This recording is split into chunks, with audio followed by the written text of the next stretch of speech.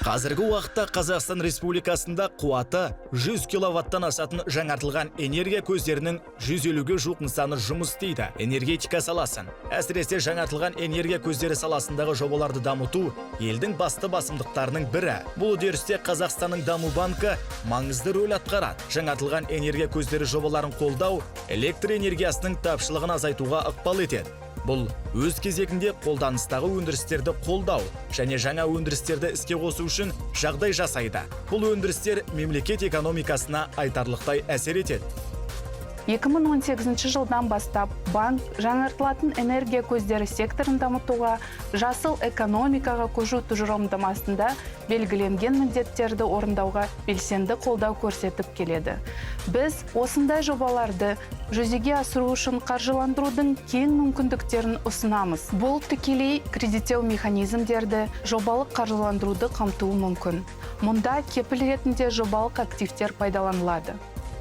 Қазіргі уақытта банк жалпы белгіленген қуаты 309,8 мегаватт болатын жаңартылған энергия көздерінің 10 инвестициялық жобасын қаржыландырады. Бұл Қазақстанда өндірілген барлық жасыл энергияның 24%-на тең. Банктың жалпы қаржыландыру сомасы шамамен 179 миллиард теңгені құрады. Қазақстанның даму банкі жаңартылатын энергетика, инфрақұрылымды жаңарту және экологиялық таза технологияларды енгізу саласындағы жобаларды белсенді түрде қолдайды. Бұл бағыттар біздің тұрақты даму қағидаларымызға толықтай сәйкес келеді. Экологиялық жауапкершілік пен тұрақтылық Қазақстанның жасыл бағытта дамуын қолдауға негізделген банк стратегиясының басты бөлшегі. Балқаш қаласынан 10 шақырым қашықтықта елдегі ең заманауи күн электростанцияларының бірі Каз Green Energy орналасқан. Бұл нысан 2022 жылдың 1 шілдесінде пайдалануға берілді. Содан бері оның жоспарланған өндірісі сағатына 83 миллион киловаттан асады. Станцияның ерекшелігі бұл жерде жаңа технологиялық электр қондырғылар қолданылады. Мысалы айтқанда фотоэлектрикалық модульдар екі жақты, ол бетімен емес, фотоэлектрик модульдің артымен де күн энергиясын қабылдап, одан электр энергия шығарады. Станция толықтай автоматтандырылған. Станция таңертеңгі уақытта күн шығысымен оянып, өзі іске қосылады, және күн ұясына батқанда станция өзі автоматты түрде тоқтайды. Станцияның ашылуы 21 адамды жұмыспен қамтуға мүмкіндік берді. Олардың барлығы Балқаш қаласының тұрғындары. Қауіпсіздік пен экологияның барлық стандарттарына сәйкес келуі және үй мен кәсіпорынның жанында жұмыс істеу мүмкіндігі оларды жобаға қосылуға итермеледі.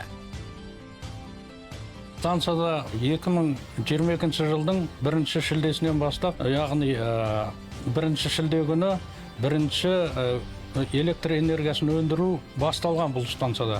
Сол басталған күні бірінші өндірісті жасаған сол менің қатысыммен болған бірінші оператор мен осы жерде. Содан бері істеп жатырмыз. Өте жақсы негізгі жұмысымыз электр энергиясын үздіксіз тасымалдау. Жобаның құны 21 миллиард теңгеден асты. Бұл қаражатқа станцияға арналған жабдықтар, соның ішінде фотоэлектрлік панельдер, трансформаторлар және басқару ғимараты сатып алынды. Әрбір жобаны бағалау барысында біз кешенді талдау жүргіземіз. Бұл талдауға жабдықтардың, құрылыстың және жалпы жобаның құнының сәйкестігін тексеру, сондай-ақ жаңартылатын энергия көздерінің әлеуетін зерттеу. Оған жел, күн сәулесі немесе өзендерінің гидроәулетін кіреді. Біз әсіресе жаңартылатын энергия көздері саласындағы жобалар үшін өтінімдерді қарау үдерісін жеңілдетуге тырысамыз. Банк жинақталған тәжірибесінің арқасында техникалық және маркетингтік сараптары бойынша сыртқы бағалау ұсыну талабын алып тастады. Сондай-ақ, ұқсас жобаларды іске асыру тәжірибесі бар өтінім берушілер үшін екі кезеңдік қарау үдерісін қолданамыз. Бұл өтінімдерді талдау уақытын едәуір қысқартып, жобаны жүзеге асыруды тезірек бастауға мүмкіндік береді. Мұндай тәсілдер қаржыландыру үдерісін тиімдірек етіп, еліміздің тұрақты дамуына бағытталған шешімдерді жедел енгізуге ықпал етеді. Қазақстанның даму банкі жақын арада Алматы электр станциялары акционерлік қоғамын халықаралық қаржы институттарымен бірлесіп қаржыландыруды бастайды.